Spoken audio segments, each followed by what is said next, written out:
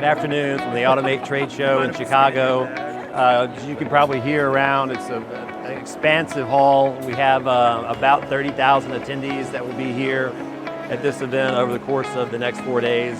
Super exciting for us. This is the second time we participated in this show.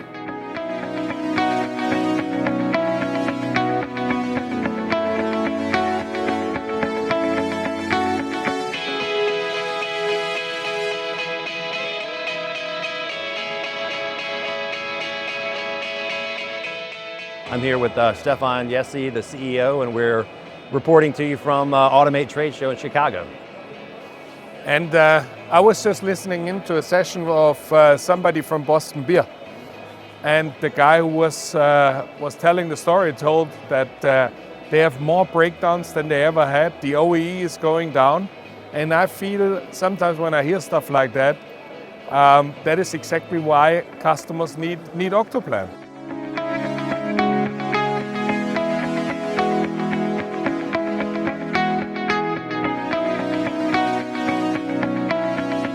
Steady stream of people that are coming by and speaking with our team.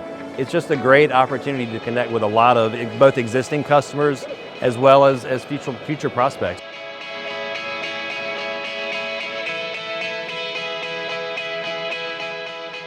We have 3,000 customers.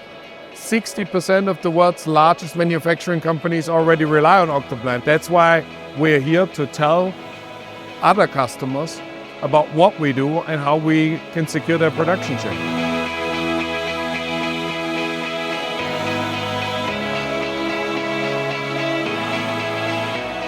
My name is Rob Bean. I'm the Director of Sales for the Americas region for obviously AMDT. We're having a great time here at Automate 2024 in Chicago. The audience has just been tremendous. In the last day and a half, we've had multiple meetings with both current customers of ours that have spent some time with us here at the booth, discussing how we can better support them moving forward as we continue to improve everything we do.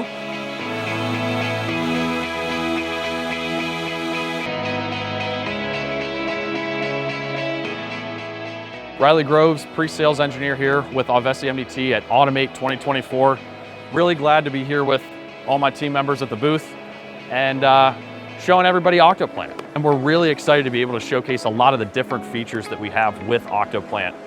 Able to showcase that on the screen, be able to walk folks through the Octoplant demo environment, and be able to showcase the key features of Octoplant.